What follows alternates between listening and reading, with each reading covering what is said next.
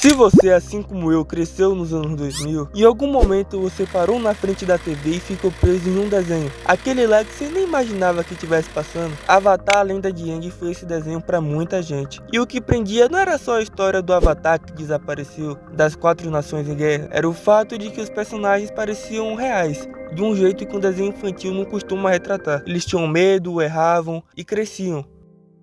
E no meio de todo esse grupo cheio de poderes e destinos, tinha um cara que quase todo mundo deixou passar. Sokka é um personagem que todo mundo acha que entendeu, o alívio cômico que tá ali só pelo momento engraçadinho da obra. Mas existe uma pergunta que poucos se fazem: o que passa na cabeça do único ser humano naquele grupo de monstros? E mais do que isso, o que isso faz na mente de alguém que desde cedo sentiu que precisava ser o suficiente? Mas para entender o Sokka do início, é preciso voltar um pouco antes, lá no dia que o pai dele foi embora. A Korra parte para a guerra quando o Sokka ainda é um menino, e nesse momento que algo muda dentro dele para sempre. Ele queria ir junto, mas não podia, e de repente, sem escolher, ele se torna o homem mais velho dentro da tribo, o protetor, o líder, com o bumerangue que o pai deixou para trás como única herança. E é aí que nasce toda a semente da contradição do Sokka. Ele é um menino carregando o papel de um homem, mas sem ninguém para ensinar ele como é que se faz. Quando o Sokka é apresentado, a série nem faz questão de esconder quem ele é. Ele é imaturo, impulsivo e carrega uma arrogância que no fundo disfarça um medo que ele carrega. E esse medo tem um rosto muito específico, o de sua irmã. Katara é dobradora de água, e para Sokka, isso significa que ela tem algo que ele nunca vai ter. Ele implica com ela, discute e até tenta diminuir, mas não porque ele não gosta dela, é porque ela é o espelho de algo que ele não quer encarar. Todo dia ao lado de Katara é um lembrete de que no mundo onde a dobra define o quanto você vale, ele nasceu sem nada. Ele é apenas ele, e quando você se sente assim, você reage de duas formas: ou enfrenta ou esconde. O Sokka do início escolhe esconder. Esconde atrás das piadas, esconde atrás de uma arrogância que não tem base nenhuma, esconde atrás de uma imaturidade que no fundo é só medo, porque quando você é o único que não dobra nada, fazer todo mundo rir é a única forma de ainda parecer necessário. O que você tem? Nem tocou na lesma marinha defumada? É que vocês podem fazer essas dominações sensacionais, como acabar com incêndios de florestas e voar por aí, e fazer outras coisas voarem por aí. E eu não posso voar por aí, tá? Eu não posso fazer nada.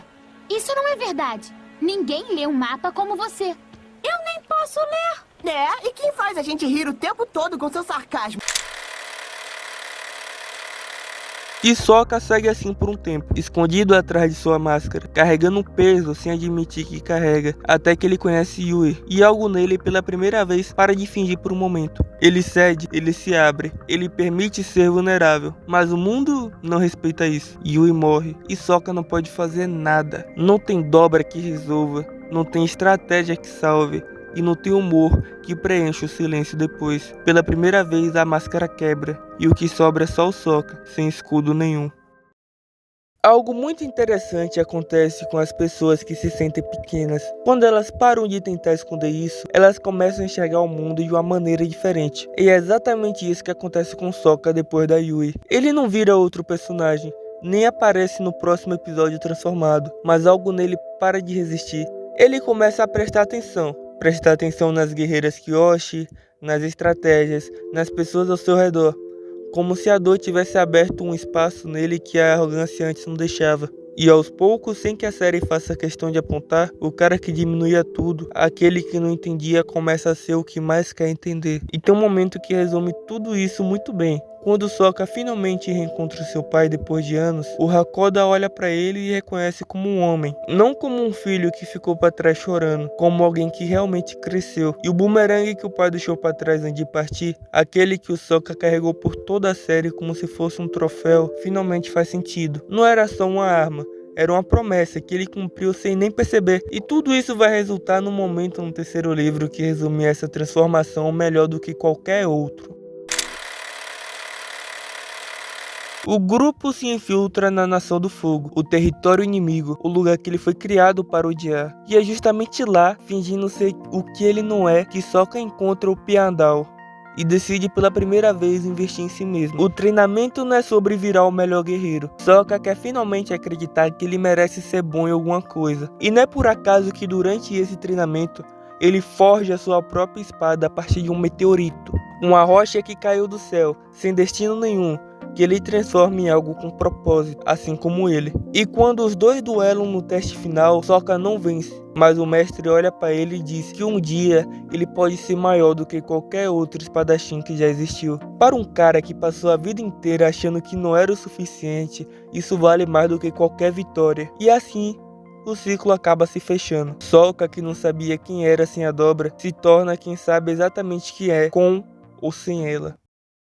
E tá aí o Sokka do final, ainda inseguro, isso nunca vai sumir de vez, mas existe uma diferença enorme entre esconder a insegurança e aprender a lidar com ela. E no momento que ele perde a sua espada, que ele lutou tanto para conquistar, algo que ele forjou com as próprias mãos vai embora para sempre. Mas ele segue em frente, porque o Sokka que começou a série não conseguia viver sem um muro que ele levantou, e o do final já não precisa mais de nenhum. E talvez seja por isso que o Sokka ressoa tanto, porque todo mundo já ficou sem norte. Todo mundo já tentou encontrar aquilo que é bom, aquilo que justificasse a sua presença e falhou. A diferença do Sokka é que ele não encontrou a resposta, ele só nunca parou de procurar.